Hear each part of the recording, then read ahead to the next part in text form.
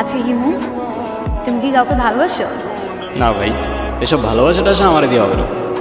শোনো না, তুমি কি আমাকে তোমার লাইফের অনেক ইম্পর্টেন্ট কোনো পার্সন মনে করো? আচ্ছা শোনো, আমরা যখন আমাদের সময় কাউকে দিই, আমরা আমাদের লাইফ থেকে একটা অংশ তাদেরকে দিয়ে দিই, যেটা আমরা কখনোই ফেরত পাবো না। তো যেহেতু আমি তোমার সাথে অনেক সময় কাটাই, তো তার মানে এটাই তুমি আমার লাইফের ইম্পর্টেন্ট একজন, আমার অনেক ভালো বন্ধু প্লাস আমার বেস্ট ফ্রেন্ড। ও, তোমার জন্য একটা জিনিস আছে, নাও। বাদাম? তুমি আবার খুশি সহকারে বাদাম খাচ্ছ? আরে বাবা, আমি পারি না খোসা ছাড়াই বাদাম খাইতে, কি করবো আমি? আচ্ছা, তুমি যে এরকম খুশি সহকারে বাদাম খাচ্ছ, আশেপাশের লোকজন যদি দেখে কি ভাববে বলো তো?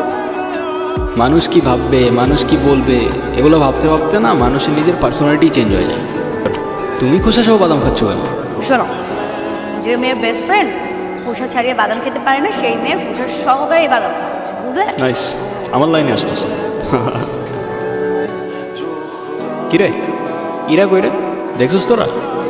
কই, আমরা তো এখানে অনেকক্ষণ যাবত বসে আড্ডা দিচ্ছি, এটাকে তো দেখিনি। আচ্ছা থাক, তোরা দেখে আসি আমি।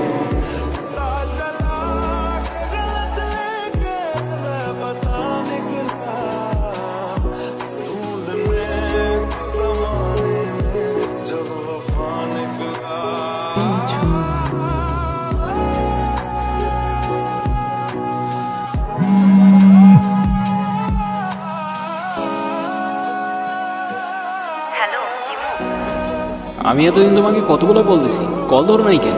কি হয়েছে তোমার? আরে তোমাকে আমি সব বলবো। তোমাকে একটা গুড নিউজ দেওয়ার আছে। আগামীকাল সন্ধ্যায় দেখা করতে পারবে? হ্যাঁ পারবো, আমারও তোমাকে অনেকগুলো কথা বলার আছে, কিন্তু কোথায় দেখা করতে আসবে?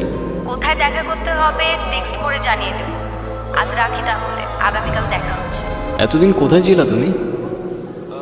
তোমাকে আমি পাগলের মতো বুঝছি কয়দিন। তো তুমি আমাকে পাগলের মতো কেন খুঁজছিলে? আছে কিছু কারণ। আরে কি কারণ বলবা তো বাবা। আচ্ছা, এত লুকোচুরি করে কি আছে? বলো, তুমি যেটা বলতে চেয়েছিলে বলো। আমি তোমাকে ভালোবাসি না। ভালোবাসি মানে? হ্যাঁ ইরা, আমি তোমাকে ভালোবাসি। সেই ছন্ন ছাড়া হিমু আজকের হিমুতে পরিবর্তন হয়েছে শুধুমাত্র তোমাকে ভালোবাসো বলে। আমাকে ভুল বুঝো না তুমি, আমি শুধু আমাকে পরিবর্তন না, তোমার জন্য যে কোনো কিছু করতে পারি। I love you Ira. কইমো, আমি তোমাকে আমার ফ্রেন্ড ছাড়া কখনোই কিছু ভাবিনি।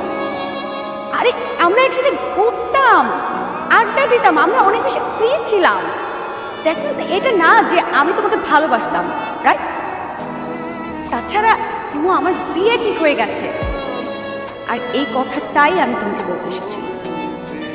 আজকের পর থেকে আর কোনো দিন তুমি আমার লাইফে ব্যাঘাত ঘটাবে না। আমাদের আর কোনোদিন দেখা হবে না, এটাই আমাদের শেষ দেখা। ভালো থেকো।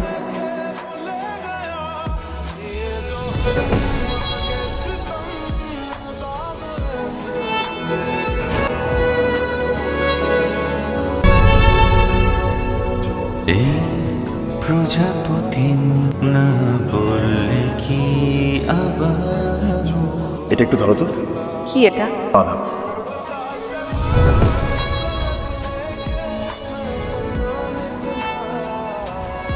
রাস্তায় আসার সময় হঠাৎ করে দেখলাম রাস্তায় একজন বাদাম বিক্রি করছে।